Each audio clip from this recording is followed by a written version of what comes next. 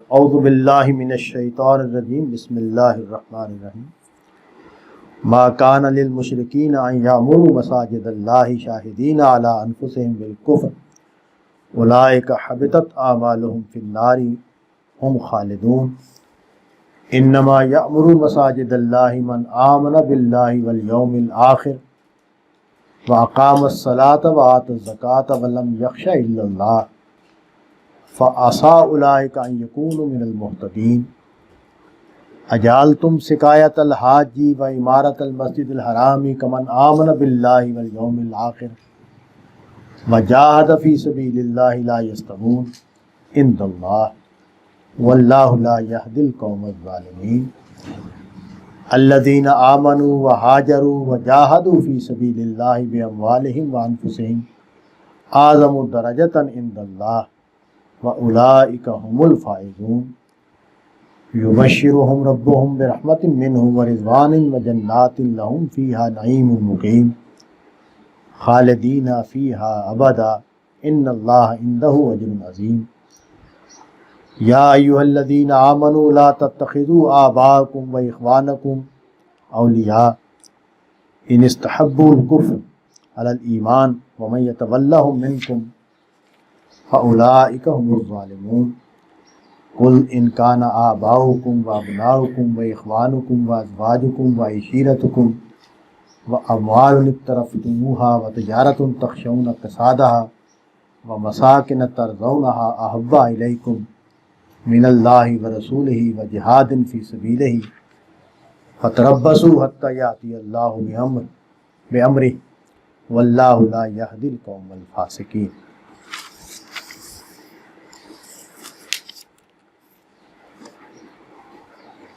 سورہ کا آغاز چونکہ اس مضمون سے ہوا ہے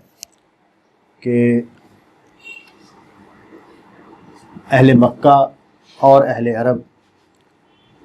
جنہوں نے یہ فیصلہ کر لیا ہے کہ وہ رسول اللہ صلی اللہ علیہ وسلم پر ایمان نہیں لائیں گے اور اپنے مذہب شرک پر رہیں گے، ان کو سزائے موت دے دی جائے۔ ظاہر ہے اس کے لیے جو طریقہ اختیار کیا گیا رسول اللہ صلی اللہ علیہ وسلم کے معاملے میں وہ یہ کہ حضور کے صحابہ جو ہیں وہ تلوار اٹھائیں گے، وہ لشکر بنائیں گے اور مختلف علاقوں میں جائیں گے اور وہاں جا کر لوگوں کو قتل کریں گے۔ تو چونکہ یہ قبائلی معاشرہ ہے، اس میں لوگ قبائلی نسبتوں اور تعلق کو غیر معمولی اہمیت دینے کے عادی ہوتے ہیں، کیونکہ ان کا جو سروائیول ہے وہ قبائلی اجتماع اور قبائلی اتفاق اور قبائلی دشمنی پر ہوتا ہے۔ ہر قبیلہ اپنے ساتھیوں، اپنے رشتہ داروں کو اہمیت دیتا ہے ان کو، بلکہ قبائلی نظام میں اجتماعی جو اہمیت ہے ان کے، یعنی قبیلے کی جو فلاح اور بہبود ہے اس کو زیادہ اہمیت حاصل ہوتی ہے۔ اور جو جیسے ہم جس تمدن میں رہتے ہیں یہ شہری تمدن ہے، اس میں جو خاندان کا بانڈ ہے، تعلق ہے، وہ بڑا کمزور ہو جاتا ہے اور اس طرح ہم ایک دوسرے کے ساتھ بندھے ہوئے نہیں ہوتے کہ ہم ایک دوسرے کے لیے جان یا مال کو قربان کریں، لیکن قبائلی نظام میں اس طرح صورتحال ہوتی ہے۔ مثلا ابھی تک دیکھیں ہمارا جو قبائلی علاقے ہیں ان میں کوئی لڑکا اور لڑکی اگر گھر سے نکل جاتے ہیں اور شادی کر دیتے ہیں تو وہ ان کے خیال میں چونکہ اس کا یہ جرم ہے اور ایک غلط بات ہوئی ہے تو وہ نہیں چھوڑتے اور ان کا کوئی نہ کوئی فرد کہیں نہ کہیں ان کو ڈھونڈ کے ان کو مار دیتا ہے۔ تو اس معاشرے میں اسی طرح کا ماحول عربوں کا تھا، جیسے ہمارا قبائلی علاقوں کا ماحول، اس میں ایک بڑی تبدیلی آئی ہے، غیر معمولی بڑی تبدیلی، وہ یہ کہ اب آئیڈیالوجی کی بنیاد پر ریلیشن شپ بن رہے ہیں۔ یعنی پہلے نسل کی بنیاد پر ریلیشن شپ تھے، نسل کی بنیاد پر دشمنی اور محبت ہوتی تھی، جن کے ساتھ ہماری دوستی ہے وہ ہمارے دوست ہیں، جن کے ساتھ ہماری دشمنی ہے وہ ہمارے دشمن، اور قبیلے کی بنیاد پر ہی حمایت اور مخالفت ہو رہی ہوتی۔ تو حضور صلی اللہ علیہ وسلم کے آنے سے ایک بہت بڑا انقلاب آیا ہے، اور وہ یہ کہ اب لوگوں کو یہ کہا جا رہا ہے کہ تم حق اور باطل کے فرق سے دشمنی اور محبت کو قائم کرو. یعنی اب قبیلہ جو ہے وہ اہم نہیں ہے، بلکہ یہ اہم ہے کہ اس کا عقیدہ کیا ہے، وہ کس نقطہ نظر کا انسان حامل ہے، وہ تمہارا کس بنیاد پر دشمن ہے، کس بنیاد پر دوست ہے. مسلمانوں میں یعنی حضور صلی اللہ علیہ وسلم کے جو ساتھی ہیں ان میں سے ایک بڑی تعداد جن کو ہم نبی صلی اللہ علیہ وسلم کے دیرینہ ساتھی یا صحابہ کا لفظ ہم بولتے ہیں. ویسے بعد میں صحابہ کے لفظ میں تھوڑی سی تبدیلی ہوئی. حضور صلی اللہ علیہ وسلم کے زمانے میں ہمیں ایسی روایات ملتی ہیں حدیث کی کتابوں میں کہ سوال کرنے والا نبی صلی اللہ علیہ وسلم سوال کر رہا ہے، اور جب وہ روایت ہوتا ہے تو یہ بیان کیا جاتا ہے کہ اس وقت صحابہ بھی موجود تھے. یعنی وہ جو بندہ سوال کر رہا ہے وہ بھی مسلمان ہے اور وہ سوال کر رہا ہے، لیکن وہ یہ بیان کر رہا ہے کہ جب میں نے یہ سوال کیا تو صحابہ بھی موجود تھے. تو اس کا مطلب یہ ہے کہ وہاں صحابہ کا لفظ نبی صلی اللہ علیہ وسلم کے دیرینہ ساتھیوں کے لیے بولا جا رہا تھا. لیکن بعد میں پھر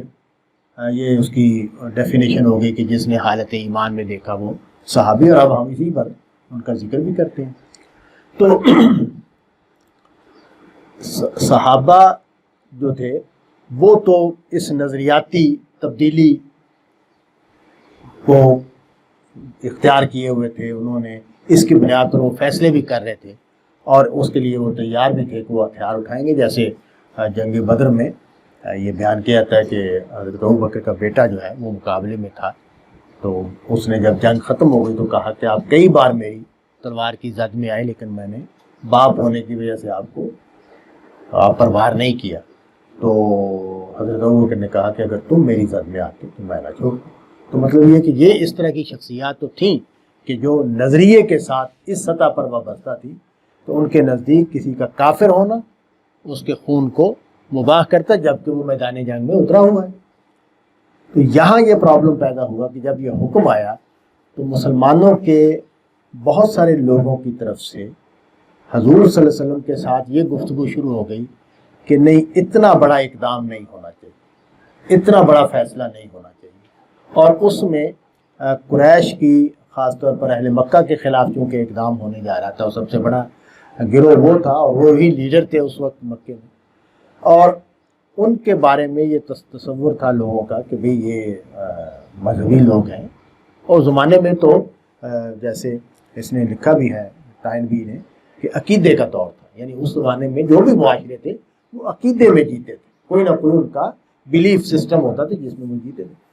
اب یہ جو ہم زمانہ جس میں ہم جی رہے ہیں اور آئندہ جو ہماری اگلی نسلیں ہیں وہ جس میں، تو یہ عقیدے کا دور نہیں ہے. یہ عقیدہ جو ہے بطور اصول معاشروں میں ختم ہو چکا ہے. تو یعنی معاشرے کی سطح پر، اجتماعی سطح پر عقیدے پر اب اٹھان نہیں ہے اجتماعی نظام کی. تو ہم یہ جو ہمارے ہاں جملے بولے جاتے ہیں اسلامی جمہوریہ پاکستان، تو اصل میں یہ جمہوریہ پاکستان ہے. وہ اسلامی کا لفظ جو ہے وہ کچھ لوگوں کے جذبات کی تسکین کے لیے استعمال کیا جاتا ہے. تو اصل میں وہاں یہ صورتحال تھی کہ وہاں لوگ جو ہیں وہ قریش مکہ جو تھے اور عرب کے دوسرے قبائل بھی وہ بت پرست تھے اور باقاعدہ عبادت کرتے تھے. ان کی مذہبی رسوم تھی، قربانیاں کی جاتی تھیں، اور ان کا اجتماعی نظام، ان کی جو لیڈرشپ ہے وہ اس کی حفاظت کرتی تھی، اس سارے نظام کی. اس کے لیے وہ جنگیں کر رہے تھے. لیکن نا جنگ بدر جو ہوئی ہے وہ اسی نظام کے تحت ہوئی ہے کہ ہم اپنے عقیدے کے خلاف ہونے والی جدوجہد کو زندہ نہیں رہنے دیں گے، ہم اس کو چھوڑ نہیں سکتے. اور انہوں نے اس نعرے کے ساتھ لوگوں کو اپنے ساتھ شامل کیا کہ آؤ ہم اپنے مذہب کا ساتھ دیں. اسی طرح آپ دیکھیں کہ حضرت ابراہیم علیہ السلام کے واقعے کو جب قرآن نے ذکر کیا تو وہاں بھی یہی نعرہ لگایا گیا کہ کون ہے جو بتوں کی حمایت کے لیے اٹھے گا اور اس بندے کا معاملہ ٹھیک کرے گا. تو یہ اس زمانے کا نظام تھا. تو یہاں یہ مسئلہ پیدا ہو گیا کہ مسلمانوں میں سے ایک تعداد اس طرح کے جذبات میں مبتلا ہوئی اور اس کا اظہار بھی کرنے لگ گئی کہ یہ تو اہل مکہ جو ہیں یہ تو حاجیوں کی خدمت کرتے ہیں، یہ خانہ کعبہ کا اہتمام کرتے ہیں، یہ بڑے ان کے اچھے کام ہیں، تو اتنا بڑا فیصلہ، اتنا سخت فیصلہ کرنے کی کیوں اللہ تعالیٰ نے حکم دے دیا ہے ایسا نہیں ہونا چاہیے، اور ان کے بارے میں ہمدردانہ جذبات جو ہیں ان کا اظہار ہونے لگ گئے۔ تو اس کو یہاں ہم دیکھ رہے ہیں کہ موضوع بنایا گیا ہے۔ فرمایا کہ ما کان للمشرکین ان یامروا مساجد اللہ شاہدین علی انفسہم بالکفر، اہل شرک کو یہ حق ہی حاصل نہیں ہے کہ وہ اللہ کی مسجدوں کو آباد کریں۔ قرآن مجید چونکہ ایک بلیغ طریقہ ہے بات کرنے کا، ایک اسلوب اختیار کرتی، یہاں مساجد کا لفظ جمع کر دیا ہے اور مشرکین کا لفظ استعمال کیا ہے، یعنی یہ نہیں کہا کہ اہل مکہ یا اہل عرب یا قریش، یہ نہیں لکھا، بلکہ مشرکین کا لفظ استعمال کیا اور مسجد کی لفظ ہے اس کا جمع استعمال کیا کہ اہل شرک کو یہ حق نہیں ہے کہ وہ اللہ کی مسجدوں کو آباد کرے۔ اچھا، اب مسئلہ یہ ہے کہ اہل شرک جو ہے وہ سنبھالے تو ہوئے ہیں مسجد کا اہتمام کر رہے ہیں، وہ اپنے مسجد میں آنے والوں کی خدمت بھی کرتے ہیں، ان کے لیے پانی کا بندوبست کرتے ہیں، ان کے لیے خوراک کا بندوبست کرتے ہیں۔ انہوں نے بڑا اچھا نظام بنایا ہوا تھا، ہمیں اس تاریخی کتابوں سے معلوم ہوتا ہے کہ بڑے آرگنائز طریقے سے حج اور اس سے متعلقہ ایکٹیویٹیز ہوتی تھی، اور خانہ کعبہ کی جو عمارت ہے اس کا اہتمام انصرام آپ دیکھیں کہ جب عمارت جو ہے وہ ڈھہ گئی ان کے لیے سیلاب کے آنے کے بعد، نبی صلی اللہ علیہ وسلم کے بچپن میں حضور 10-12 سال کے تھے تو چندہ جمع کیا، اس کی دوبارہ تعمیر کی اور رزق حلال جمع کیا۔ یہ دیکھیں نا ان کے احساسات اور ان کے جذبات دیکھیں کس نوعیت کے تھے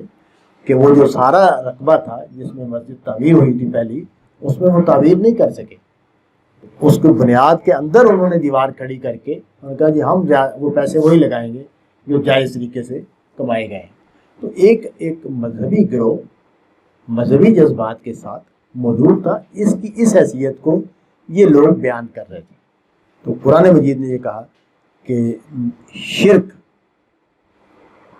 کا جرم ایسا ہے کہ جس کے بعد ان کو یہ حق حاصل نہیں ہے کہ یہ مسجدیں، اللہ کی مسجدوں کی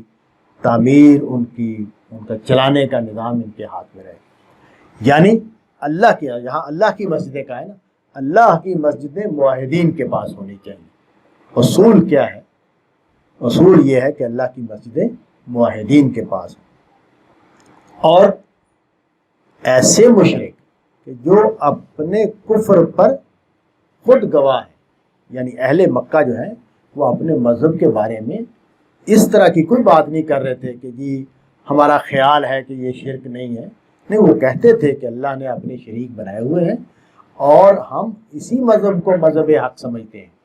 اور یہ جو توحید کی دعوت ہے اور جو توحید کا اعلان ہے اس کو ہم ٹھیک نہیں سمجھتے، یہ غلط مذہب ہے، ہمارا ہی مذہب صحیح ہے اور ہم اس کو غلط سمجھتے ہیں۔ چنانچہ اسی کو یہاں قرآن نے بیان کیا کہ وہ اپنے کفر پر خود گواہ ہیں، وہ خود کہتے ہیں کہ ہمارا عقیدہ یہ ہے، ہمارا مذہب یہ ہے اور ہم اس پیغمبر کو نہیں مانتے۔ یہاں ایک اور نقطہ اللہ تعالیٰ نے پیدا کیا ہے کہ یہاں شاہدین علی انفسہم بے شرک نہیں لکھا، بالکفر لکھا، حالانکہ پہلے ان کا ذکر مشرکین کے لفظ سے ہوا۔ تو اس کی وجہ یہ ہے کہ اللہ تعالیٰ کے نزدیک اللہ کو ماننے کے بعد شرک کرنا اللہ کا انکار ہے، یعنی شرک جو ہے وہ اللہ کو ماننا نہیں، حالانکہ اس میں اللہ کو مانا جاتا ہے، ایک بڑی ہستی کے طور پر مانا جاتا ہے، لیکن اللہ کے نزدیک اس کا انکار کفر ہے۔ اور یہاں حضرت مسیح کا جو ارشاد ہے وہ اس کو واضح کرتا ہے کہ اس کو کیوں کفر کہا گیا ہے، کہ حضرت مسیح نے مثال دی ہے بے وفا بیوی سے مشرک کی، یعنی مشرک جو ہے اسی طرح کا ہے جیسے ایک بے وفا بیوی ہوتی ہے۔ تو انہوں نے یعنی اگر بیوی جو ہے اس نے اپنے شوہر کے بجائے دوسرے مردوں سے تعلق رکھا ہوا ہے تو وہ بے شک اپنے شوہر کے ساتھ اظہار محبت بھی کر رہی ہو، خدمت بھی کر رہی ہو، تو یہ شوہر جب اس کو معلوم ہوگا کہ یہ میری بیوی جو ہے اس کے کسی اور کے ساتھ تعلقات ہیں، تو وہ اس کی ساری خدمات کو اور سارے اس کے پیار اور محبت کو نظر انداز کر کے اس کو ہو سکتا ہے قتل کر دے، اس کو مار دے، وہ اس کو قبول نہیں کرے گا۔ تو حضرت مسیح نے اس کو واضح کیا کہ یہ شرک ہے، یہ کس نوعیت کا جرم ہے اللہ کے نزدیک، بلکہ انہوں نے یہ لفظ بولا کہ اللہ تم سے زیادہ غیور ہے، یا حضرت مسیح علیہ السلام نے یہاں یہ لفظ بولا، تو اسی لیے یہاں کہا گیا کہ یہ کفر ہے۔ مطلب یہ ہے کہ یہ خدا کو ماننا نہیں ہے، خدا کو ماننے کا تقاضا ہی یہ ہے اس اکیلے کو مانا جائے، اس کے ساتھ کسی اور کو شامل نہ کیا جائے، اور اگر کوئی شخص کسی اور کو شامل کرتا ہے تو وہ اصل میں خدا کو مان ہی نہیں رہا۔ اس کی وجہ یہ ہے کہ یہ خدا کی شان کے خلاف ہے، خدا کے مقام کے خلاف ہے کہ کسی درجے میں بھی اس کے ساتھ کسی کو ساجی یا شریک مانا جائے۔ پھر یہ کہا کہ یہ جو نیکیاں ہیں، زیادہ اہل شرک نیکیاں تو کرتے تھے، خیرات بھی کرتے تھے، کوئی غریبوں کی مدد بھی کرتے تھے، کوئی مسجد کی خدمت بھی کرتے تھے، کوئی حاجیوں کی خدمت کا غیر معمولی انہوں نے نظام بنایا ہوتا۔ فرمایا کہ اولئک حبطت اعمالہم، یہ وہ لوگ ہیں کہ جن کے اعمال ضائع ہو گئے۔ یعنی یہ بات قرآن مجید کے بڑے مقدمات میں سے ایک ہے کہ شرک ایک ایسا جرم ہے کہ جس کے ساتھ کوئی نیکی کوئی حیثیت نہیں رکھتی۔ یعنی قرآن مجید نے اس کو واضح الفاظ میں بیان کر دیا، بطور اصول بیان کر دیا کہ شرک کے سوا باقی گناہوں کی معافی ہے۔ یعنی توحید پر ہو تو معافی کے امکانات موجود ہیں، اور اگر توحید پر نہیں ہے، مشرک ہے، مشرکانہ مذہب پر ہے، تو پھر اس بندے کی کوئی نیکی اس کے کام آنے والی نہیں ہے۔ اولئک حبطت اعمالہم وفی النار ھم خالدون، اسی وجہ سے کیونکہ ان کی کوئی نیکی ان کے کام آنے والی نہیں ہے، اس لیے وہ جہنم میں ڈالے جائیں گے، تو نکلنے کا کوئی سبب موجود نہیں ہے۔ اس سے یہ ہمارے ہاں حدیثوں کی بنیاد پر بھی اور اس طرح کے اشارات سے بھی یہ خیال ہے کہ کچھ لوگ جو ہے جہنم سے نکل آئیں گے، کیونکہ یہ جو کہا کہ یہ تو وہ لوگ ہیں کہ جن کی ساری نیکیاں ضائع ہو گئیں، اس لیے یہ ہمیشہ کے لیے آگ میں رہیں گے اپنے شرک کے جرم کی وجہ سے۔ اس کا مطلب یہ ہے کہ جن کے اعمال ضائع نہیں ہوئے، جنہوں نے شرک نہیں کیا، وہ ان میں سے کچھ ایسے ہو سکتے ہیں، اس کا امکان، اگرچہ قرآن مجید نے اس کو ڈائریکٹلی بیان نہیں کیا۔ اسی طرح کے جملے ہیں جن سے ان حدیثوں کی تائید ہوتی ہے جس میں یہ مضمون بیان ہوا ہے کہ کچھ لوگ جو ہیں جہنم سے نکال لیے جائیں گے۔ چونکہ ایک اصولی بات بیان ہو گئی کہ یہ جو تولیت کعبہ کا مسئلہ ہے، اور اسی طرح آگے اس کو چونکہ جنرل کر دیا کہ جو مساجد کا اہتمام ہے،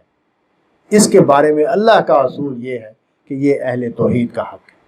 اہل شرک اس کا حق ہی نہیں رکھتے کہ وہ اللہ کی مساجد کو آباد کریں، خانہ کعبہ کو آباد کریں، خانہ کعبہ کے متولی ہوں، کسی مسجد کے متولی ہوں۔ خانہ کعبہ جو ہے وہ تو مرکزی حیثیت رکھتا ہے، اس کو تو بنایا ہی اس روپ پر گیا تھا کہ یہ توحید کا مرکز بنے گا، اور ان کا جرم یہ تھا اس کو بت خانہ بنا دیا۔ یعنی ایک اتنی بڑی جسارت اس قوم نے کر رکھی تھی کہ جس گھر کو توحید کے لیے بنایا گیا تھا اس میں بت رکھے ہوئے تھے، اور اس کو مرکزی بنانے کے لیے ہر قبیلے کا بت رکھا ہوا تھا، اور ان کی تعداد 360 تک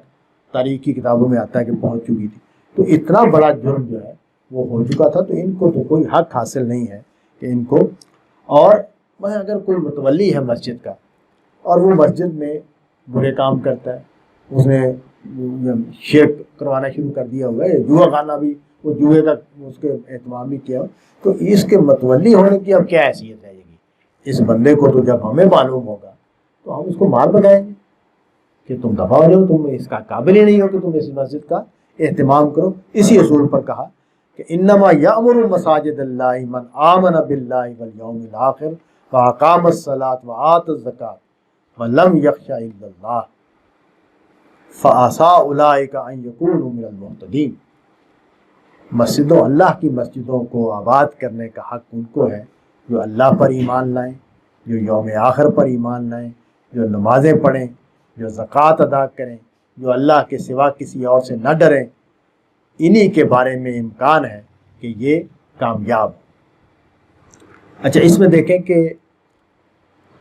بالکل قرآن مجید نے، یہ بھی قرآن مجید کے بلاغت کا اصول ہے، اسلوب ہے کہ جب بات کو بیان کیا، ایک نیگیٹو بات کو بیان کرنے کے بعد پازیٹو بات کو بیان کیا، تو یہ کہے بغیر کہ یہ مسلمانوں کا حق ہے، مسلمانوں کی صفات بیان کر دی۔ یہ ساری صفات جو ہیں، یہ ظاہر ہے اہل عرب میں سے تو کوئی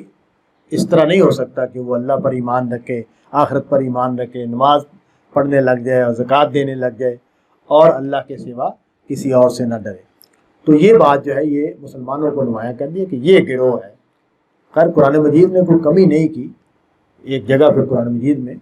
آتا ہے کہ ملت ابراہیم، تو یہ لوگ جو اس رسول پر ایمان لائے ہیں اور اس کی لائی ہوئی ہدایت پر عمل کر رہے ہیں، یعنی عربوں کے اس دعوے کی تردید کر دی کہ تم ملت ابراہیم کے وارث نہیں ہو، ملت ابراہیم کے وارث یہ مسلمان ہیں۔ تو یہاں بھی یہی کیا کہ ان کی ان صفات کو بیان کر دیا جو نظر آ رہی تھی، یعنی مسلمان جس طرح نماز کا اہتمام کر رہے تھے، جس طرح زکوٰۃ کا انہوں نے نظام بنایا ہوتا ہے، جس طرح وہ اللہ اور آخرت پر ایمان رکھتے تھے اور اللہ کے سوا کسی اور سے نہیں ڈرتے تھے۔ اچھا، لم یخشا الا اللہ، یہاں خشیت کا لفظ کیوں استعمال کیا، ڈر کا لفظ کیوں استعمال کیا؟ اس لیے کہ شرک کے بڑے اسباب میں سے، اگر یہ اس کے اور اسباب بھی ہیں لیکن بڑے اسباب میں سے ایک سبب یہ ہے کہ یہ جو ہستیاں ہوتی ہیں ان کا ڈر پیدا کر دیا جاتا ہے، یعنی ڈر سے ان کی حیثیت کو، ان کے معبود ہونے کو یا ان کے الہ ہونے کو منوایا جاتا ہے۔ آپ کسی بابے کے بارے میں گستاخانہ جملہ بولیں تو وہ کہیں گے تو تمہارا بیڑا غرق ہو جائے گا، یہ جو بابا ہے اس کی پھٹکار تم پر پڑے گی، اس کی لعنت تم پر پڑے گی، تم زندگی گزارنے کے قابل نہیں رہو گے، تمہارے تو پتہ چل جائے گا کہ یہ کس طرح کی ہستی ہے۔ تو مزاروں کے بارے میں بھی اسی طرح کی باتیں کہی جاتی ہیں، بزرگوں کے بارے میں بھی، اور یہ خشیت، خوف جو ہے، ڈر جو ہے، یہ ایک بڑا سبب بنتا ہے لوگوں کو شرک پر قائم رکھنے میں، اس کو استعمال کیا جاتا ہے باقاعدہ۔ قرآن مجید نے اس کو یہاں بھی بیان کیا، حضرت ابراہیم علیہ السلام نے خاص طور پر اس کو بیان کیا کہ میں اللہ کے سوا کسی ڈرتا ہی نہیں۔ جب دھمکی ان کو دی گئی نا کہ ہم تمہیں مار دیں گے، تو انہوں نے کہا کہ اگر اللہ نہیں چاہے گا تو میرا کچھ بھی نہیں کر سکتا۔ تو یہ جو توحید کا پہلو ہے کہ یہ جو ڈر ہے، جس ڈر کو یہاں بیان کیا جاتا ہے، دیکھیں میں پہلے بھی عرض کرتا رہتا ہوں اور خاص طور پر یونیورسٹی میں پڑھاتے ہوئے میں کوشش کرتا ہوں کہ اس کو بہت واضح کیا جائے کہ مذہب جو ہے وہ اصل میں الہ کو ماننے کا نام، مذہب قانون کو ماننے کا نام نہیں ہے۔ قانون جو ہے وہ تو ضمنی چیز ہے، اصل چیز ایک ایسی ہستی کو ماننا ہے کہ جو الہ کا درجہ رکھتی ہو میرے نزدیک، بس یہ مذہب ہے۔ یہاں سے مذہب پیدا ہوتا ہے اور الہ کو راضی کرنے کی کوششیں ہو رہی ہیں، یعنی اب میری جو ایکٹیویٹیز ہیں جو اصل میں مذہبی ایکٹیویٹیز کہلانے کا حق رکھتی ہیں، وہ ایکٹیویٹیز ہیں جن میں میں اس الہ کو خوش کرنے کے لیے کچھ کر رہا ہوں، جیسے کوئی ورد کر رہا ہوں، کوئی چلہ کر رہا ہوں، کوئی وظیفہ کر رہا ہوں، کوئی سجدے کر رہا ہوں، کوئی رکوع کر رہا ہوں، کوئی نظر نیاز کر رہا ہوں، تو میں اس معبود کو، اس الہ کو راضی کرنے کے لیے جو بھی ایکٹیویٹیز کر رہا ہوں یہ مذہبی ایکٹیویٹیز ہیں۔ باقی رہ گیا قانون، تو وہ تو ہر جگہ پر موجود ہے، اور انسان جو ہے وہ خود بھی قانون بناتے رہتے ہیں۔ وہ ایسا نہیں ہے کہ جس کے لیے ہر جگہ پہ وہی ہی سے قانون بنا ہوا ہو۔ ہم خود ہمارے ملک میں آپ دیکھ لیں کہ جو ہمارے جدید قانون ہے، بعض جو ٹریفک کے قوانین ہیں یا محکمہ صحت کے قوانین ہیں یا ٹیکس کے قوانین ہیں، ان کا وہی سے کیا تعلق ہے؟ اور یہ قدیم میں بھی ایسے ہی رہا ہے، یعنی صحابہ کرام کے زمانے میں بھی کچھ قوانین ایسے بنائے گئے جو بیٹھ کے مجلس شورا میں طے کر دیے گئے کہ اس رابطے پر ہم عمل کریں گے۔ تو یہ جو یہ مذہب کا ایک ضمنی پہلو ہے، یہ بھی اس میں شامل ہے۔ ظاہر ہے ہم اللہ تعالیٰ کے فرما بردار بھی ہیں، اللہ کا حکم ماننے والے بھی ہیں، وہ بھی عبادت ہی کے تعلق کا تقاضا ہے۔ اور اس میں اصل بات یہ ہے کہ جو انسان ہے، یہاں دیکھیں گے جو باتیں بیان ہوئی ہیں وہ ایمانیات بیان ہوئی ہیں، اور وہ دو عمل بیان ہوئے جو خدا کو راضی کرنے کے لیے کیے جاتے ہیں۔ نماز خالص عبادت ہے، زکوٰۃ بھی خالص عبادت ہے، یہ اس کا استعمال ہے کہ ہم اس کو غریبوں کو دیتے ہیں۔ اصل میں جب میں پیسے جیب سے نکالتا ہوں تو میں اپنے پروردگار کو دیتا ہوں۔ اب ہمارا پروردگار جو ہے وہ چونکہ اس کو ضرورت نہیں ہے، تو اس نے حکم دے دیا کہ یہ تم جو میرے ہاں پیش کرنا چاہتے ہو تم پیسے، یہ تم غریبوں کو دے دو۔ تو اس لیے وہ غریبوں کو ہم دے دیتے ہیں، ورنہ آدم علیہ السلام کے زمانے میں دیکھیں کہ اللہ ہی کو پیش کیا جاتا تھا اور آگ آ کے اس کو جلا دیتی، کیونکہ اس زمانے میں ایک آدم علیہ السلام تو ان کے بچے تھے، کوئی یہ غریب غربا موجود ہی نہیں تھے۔ یہ حکم دے دیا جاتا کہ بھئی یہ جو تم میرے لیے لے کے آئے ہو یہ فلاں محتاج کو دے دو۔ تو خیر اس کے اور اسباب بھی ہیں اس واقعے کے، لیکن یہ بات پہلو بھی میری سمجھ میں آتا ہے کہ یہ جو خدا کو پیش کرنے کا عمل ہے وہاں خالص حالت میں پایا جاتا تھا۔ ہمارے ہاں اس کا چونکہ ایک عملی پہلو پیدا ہو گیا ہے کہ ہم یتیموں کو، مسکینوں کو، ضرورت مندوں کو دیتے ہیں، تو اس لیے وہ اس کا یہ پہلو اوجھل ہو جاتا ہے، نگاہوں سے اوجھل ہو جاتا ہے کہ یہ اصل میں میں نے اپنی کمائی خدا کے حضور پیش کی ہے، اللہ کے حضور میں نے نظر گزاری ہے، اللہ کے حضور میں نے نذرانہ دیا ہے، تو وہ پہلو اس کا نظر انداز ہو جاتا ہے۔ تو جہاں وہ چیز ہی وہ بیان کی ہے جو خالص عبادت ہے، نماز اور زکوٰۃ، اور پھر جو اصل ریلیشن ہے کہ ڈر صرف خدا کا ہو، اور مسلمان جو اس وقت موجود تھے وہ اس کو کوالیفائی کرتے تھے کہ صرف وہی ایک گروہ تھا جو اللہ کے سوا کسی اور سے نہیں ڈرتا تھا، ورنہ یہودیت میں، ورنہ نصرانیت میں، ورنہ مشرکین کے مذاہب میں بہت ساری ہستیاں تھیں جن کو عظیم مانا جاتا تھا، جن سے ڈرا جاتا تھا، جیسے ہمارے ہاں ہے، ہمارے ہاں بھی بابے ہیں، بزرگ ہیں، اور اس طرح کے بہت سارے لوگ ہیں جن کو صرف یہ فرق ہے کہ مسلمانوں میں بت نہیں بنائے گئے، یعنی ہم کیونکہ بتوں کے اوپر بہت تنقید ہوئی، اور ہمارا مذہب جو ہے، ہماری خوش قسمتی ہے کہ اس پر کوئی تعطل نہیں آیا، کوئی ایسا زمانہ نہیں آیا کہ تعلیمات پر عمل بند ہو گیا، کوئی گیپ بیچ میں نہیں آیا، ہم نے کوئی نکال کے دریافت نہیں کیا کہ ہمارا اصل مذہب یہ تھا، وہ کنٹینیوٹی کے ساتھ چلتا ہوا آ رہا ہے، تو اس وجہ سے ہمارے ہاں کچھ چیزیں پھر نہیں ہوئی۔ تو آخر میں جو کہا کہ وَعَسَىٰ أُولَٰئِکَ أَن يَكُونُوا مِنَ الْمُهْتَدِينَ، کہ یہ گروہ ہے جس کا امکان ہے کہ وہ مہتدین ہو۔ یہ جو اہتداء کا لفظ ہے یہ اصل میں منزل پانے کے معنی میں استعمال ہوتا ہے عربی زبان، تو یہ لوگ ہیں جو اپنی منزل پائیں گے۔ منزل پانے کا مطلب کیا ہے کہ جو دنیا میں بھی جو ان کے لیے جزا یا فلاح طے ہو گئی ہے، وہ چونکہ رسول اللہ کے ساتھی ہیں تو اس لیے دنیا میں بھی ان کے ساتھ ایک وعدہ ہے کہ وہ نتیجہ نکلے گا، اور آخرت کا جو انجام ہے۔ عسیٰ کا لفظ کیوں بولا؟ ممکن ہے، توقع ہے کہ یہ وہ گروہ ہے جو اپنی منزل پر پہنچے گا، اس لیے کہا کہ اللہ تعالیٰ نے جو جزا اور سزا دینی ہے اس میں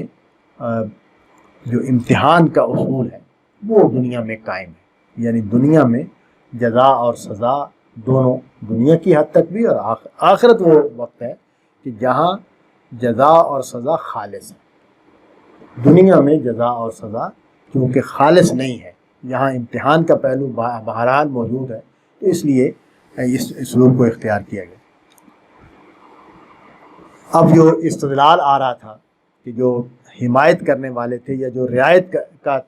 ذہن رکھتے تھے ان کا استدلال بیان ہوا۔ اجعلتم سقایۃ الحاجی و عمارت المسجد الحرامی کمن آمن باللہ والیوم الآخر وجاہد فی سبیل اللہ لا یستوون عند اللہ واللہ لا یہدی القوم الظالمین۔ کیا تم نے حاجیوں کو پانی پلانا اور مسجد حرام کی تعمیر، عمارت کو بنانا برابر کر دیا ہے اللہ پر ایمان کے اور آخرت پر ایمان کے اور اللہ کی راہ میں جہاد کے؟ لا یستوون عند اللہ، اللہ کے نزدیک یہ برابر نہیں ہے، اور اللہ ان شرک کرنے والوں کو کبھی راہیاب ہدایت نہیں دے گا۔ تو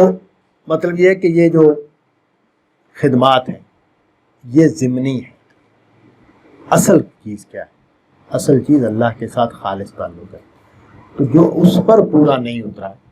اس کی ضمنی خدمات کو، ان کی اپنی اہمیت ہوتی ہے، یعنی یوں نہیں ہے کہ مسجد کا جو اہتمام ہے اس کی کوئی اہمیت نہیں ہے، مسجد میں صفیں بچھانا، مسجد میں پانی کا اہتمام کرنا اس کی بڑی اہمیت ہے، لیکن اس کے بعد کہ وہاں خدا کی عبادت کی جائے، وہاں صرف خدا کو پکارا جائے، وہاں صرف خدا کو معبود کی حیثیت حاصل ہو، الہ کی حیثیت حاصل ہو، اس معاملے میں کوئی کرپشن نہ کی جائے، پھر یہ اعمال بھی بڑے اعلیٰ ہیں، لیکن اگر وہاں کھوٹ ہے، وہاں خرابی ہے، تو پھر ان اعمال کی کوئی حیثیت نہیں ہے۔ اسی کو یہاں واضح کیا کہ تم نے اللہ پر ایمان اور آخرت پر ایمان اور اللہ کی راہ میں جہاد کو برابر کر دیا ہے اس بات کے کہ حاجیوں کو پانی پلانا اور مسجد حرام کی تعمیر وغیرہ کے کام میں، مسجد کی آبادی کا اہتمام جو وہ لوگ کر رہے تھے، تو یہ چیزیں برابر نہیں ہیں۔ اللہ کے نزدیک اصل اصول پہلے پورا کیا جائے گا، اس کے بعد ان کی قدر بھی ہے، لیکن اگر اصل اصول کو پورا نہیں کیا جا رہا تو پھر ان کی کوئی اہمیت نہیں ہے، یہ اس کے برابر نہیں ہو سکتے۔ تو 3 چیزیں بیان کی یہاں، اللہ پر ایمان، آخرت پر ایمان، اور جہاد فی سبیل اللہ۔ یعنی وہ لوگ، اب دیکھیں جہاد فی سبیل اللہ کو نمایاں کر کے کہ وہ لوگ جو اللہ کی خاطر ہتھیلی پر جان رکھ نکلے ہوئے ہیں، وہ ان لوگوں کے برابر کیسے ہو سکتے ہیں کہ جو مسجد میں صفیں بچھا رہے ہیں؟ یعنی دونوں میں درجے کا فرق ہے۔ پھر اہل کفر جو ہے وہ اللہ کو بھی صحیح نہیں مانتے اور آخرت کو بھی نہیں مانتے، تو یہ کیسے ان کے، تم نے سوچا نہیں ہے کہ تم جن لوگوں کی حمایت کر رہے ہو، جن کی سفارش کرنا چاہ رہے ہو، ان کی حیثیت اور ان لوگوں کی حیثیت میں کتنا بڑا فرق ہے۔ گویا یہ چونکہ اوپر بیان ہوگی بات کہ اصل میں تولیت کعبہ جو ہے وہ اب اہل شرک کے پاس نہیں رہے گی، نہ رہنی چاہیے، اور یہ گروہ ہے کہ جس کو آگے بڑھ کر اب اس کو پورا کرنا ہے، اور یہ کام بھی کریں گے، حاجیوں کی خدمت کا کام بھی ہوگا، سارے کام ہوگا۔ الذین آمنوا وہاجروا وجاہدوا فی سبیل اللہ باموالہم وانفسہم اعظم درجۃ عند اللہ واولئک هم الفائزون۔ بالکل نمایاں کر کے مسلمانوں کا ذکر کر دیا کہ یہ لوگ جو ایمان لائے ہیں، جنہوں نے اللہ کی خاطر اپنا وطن چھوڑا ہے، جنہوں نے اللہ کی خاطر جانیں دی ہیں، جانوں کو قربان کرنے کے لیے تیار ہیں، اپنا مال بھی خرچ کر رہے ہیں، اپنی جانیں بھی لگا رہے ہیں، یہی اللہ کے نزدیک اعلیٰ ہے۔ یہاں اعظم و درجتاً کا لفظ جو ہے وہ عربی زبان میں یہ پرابلم ہے کہ یہ جو اعظم کا اور اس طرح کے الفاظ ہیں یہ دونوں معنی میں استعمال ہوتے ہیں، یعنی کمپیریٹیو بھی اور سپرلیٹیو بھی۔ تو یہاں یہ سپرلیٹیو کے معنوں میں، کمپیریٹیو کے معنوں میں، یعنی اعلیٰ ترین درجہ ان لوگوں کو حاصل ہے کہ جنہوں نے ایمان کی نعمت پائی، جنہوں نے اللہ کی راہ میں ہجرت کی، جنہوں نے اللہ کی راہ میں جان اور مال لگائے، یہی اللہ کے نزدیک اعلیٰ ترین مقام رکھتے ہیں اور یہی کامیاب ہوں گے۔ اولئک هم الفائزون یبشرہم ربہم برحمت منہ ورضوان وجنات لہم فیہا نعیم مقیم۔ یہ وہ لوگ ہیں جن کو اللہ تعالیٰ اپنی رحمت، اپنی عنایت کی بشارت دیتا ہے،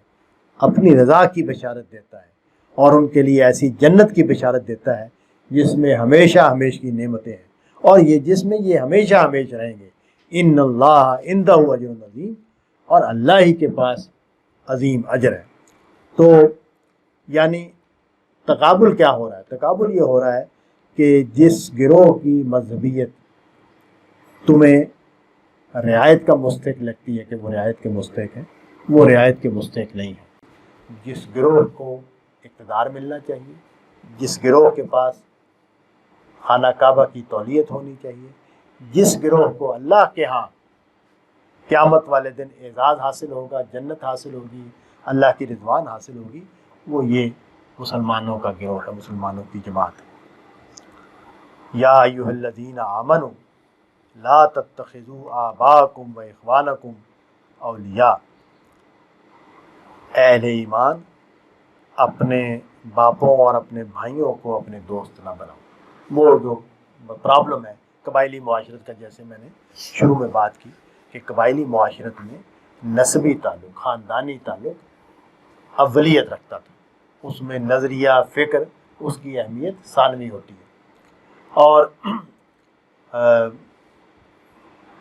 خاندانی نسبت کی بنیاد پر، خونی رشتے کی بنیاد پر حمایت کرنا، ساتھ دینا، یہ وہاں کا کلچر ہوتا ہے۔ اس کو روک دیا گیا،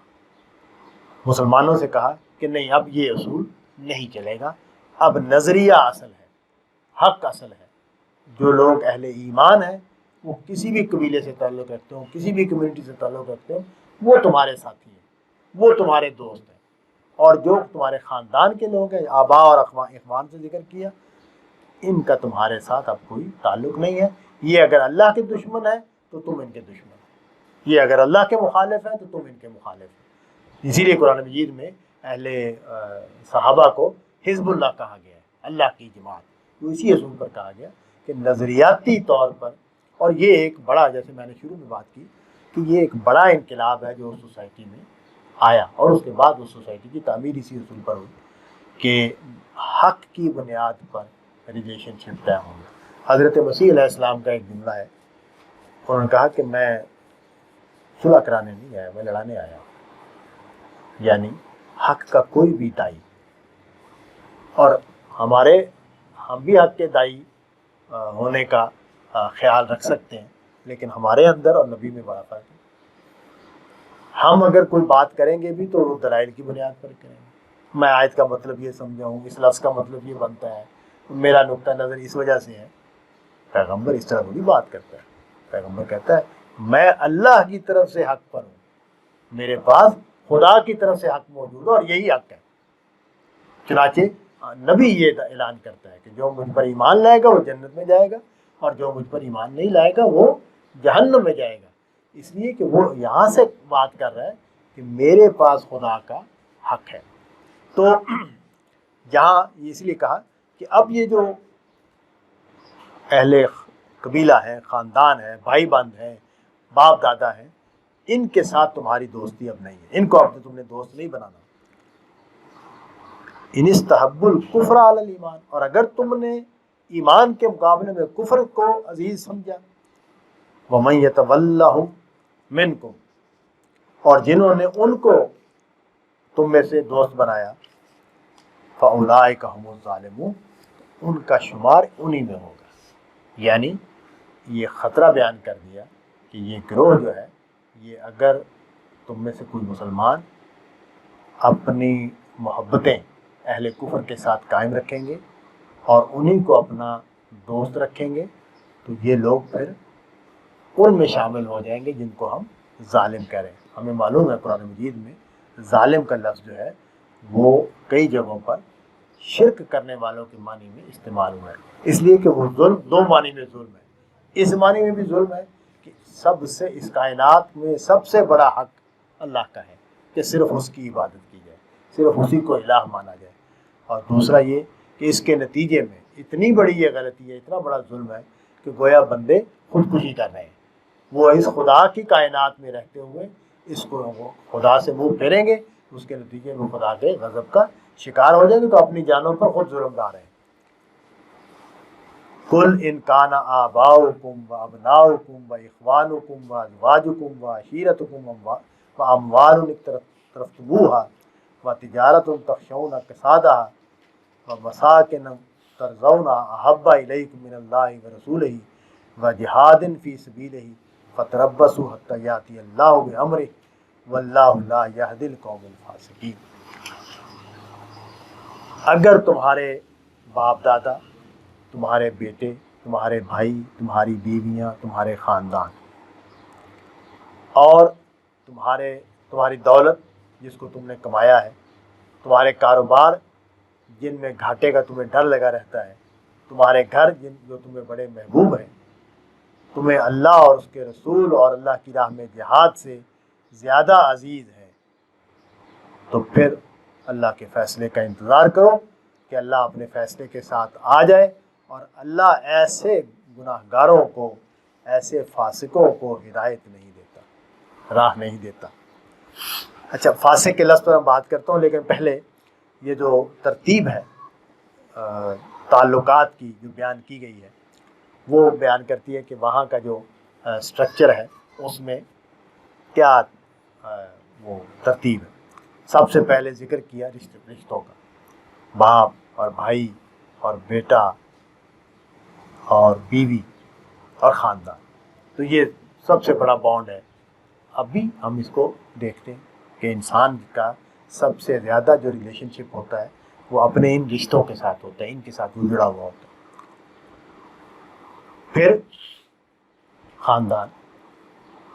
پھر دوسرے نمبر پر آ جاتی ہے دولت،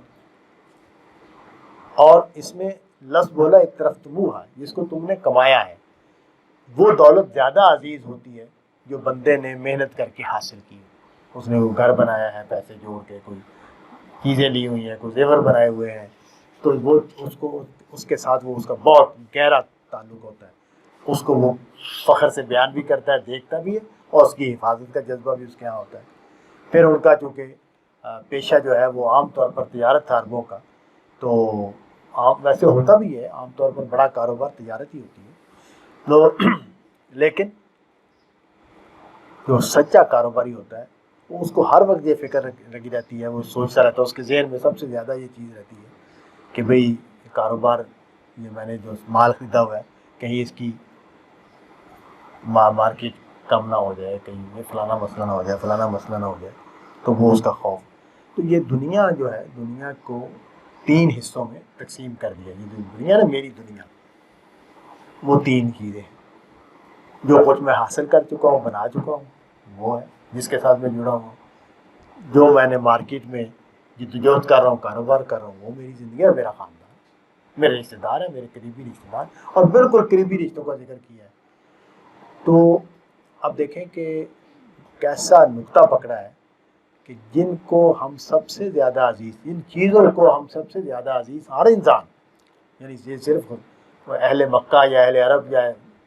مسلمانوں کا مسئلہ نہیں ہے، یہ تمام انسانوں کا مسئلہ ہے کہ یہی چیزیں جن کی محبت اور جن کی خواہش میں ہم سارا دن سرگرم عمل رہتے ہیں۔ ہماری ساری کوششوں کا جو دائرہ ہے وہ انہی کے ساتھ متعلق ہے۔ ہمارا کاروبار ہے، ہمارا مال ہے جو ہم نے کمایا ہوا ہے، ہماری جائیدادیں ہیں، اور ہمارے رشتہ دار ہیں۔ تو فرمایا کہ اللہ پر اور رسول پر اور جہاد پر ان کو تم ترجیح دے رہے ہیں۔ نتیجہ کیا بیان کیا؟ نتیجہ یہ بیان کیا کہ اس کے نتیجے میں تمہارا ایمان، اس کی کوئی اہمیت نہیں رہے گی، پھر اللہ اپنے فیصلے کے ساتھ ہے۔ ظاہر ہے یہ ایک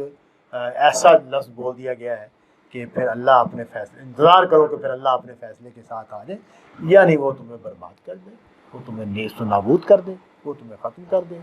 یہ تمہاری جگہ کسی اور کو گروہ کو آگے لے آئے۔ تو اس طرح کے مختلف امکانات قرآن مجید میں بیان کیے گئے ہیں۔ اس کا مطلب یہ ہے کہ یہ جو پوزیشن ہے، اس کو، اس رکوع جو ہم نے پڑھا ہے اس میں بالکل نمایاں کر دی گئی کہ اس وقت فکر، عقیدہ، مذہب، یہ ہے جو اصل پرائرٹی ہے، اس کے علاوہ کوئی چیز قابل قبول نہیں ہے۔ اسی کی روشنی میں فیصلے کرنے ہوں گے تمہیں، اسی کی روشنی میں اقدامات کرنے ہوں گے کہ جو فیصلہ تمہارے مذہب کے حق میں جاتا ہو، جو فیصلہ، جو اقدام تمہارے مذہب کے حق میں جاتا ہو، جس سے تمہارے مذہب کی بقا اور اس کا اثبات اور اس کا استحکام، وہ ایکٹیویٹیز ہی اب تمہاری ہونی چاہیے، ورنہ تمہارا انجام بہت برا ہو سکتا ہے۔ واللہ لا یہد، اور کہا کہ یہ فاسق ہیں۔ فاسق کا مطلب ہوتا ہے نافرمان، یعنی جو اللہ کے احکام کو نہیں مانتے۔ تو اتنا بڑا اعلان کر دیا ان کے لیے، فاسق کا لفظ بول دیے، کہ پھر یہ واضح رہے کہ پھر اللہ تعالیٰ اس طرح کے لوگوں کو کامیاب نہیں کرتے، اللہ تعالیٰ پھر اس طرح کے لوگوں کو ہدایت نہیں دیتے۔ وآخر دعوانا الحمدللہ رب العالمین۔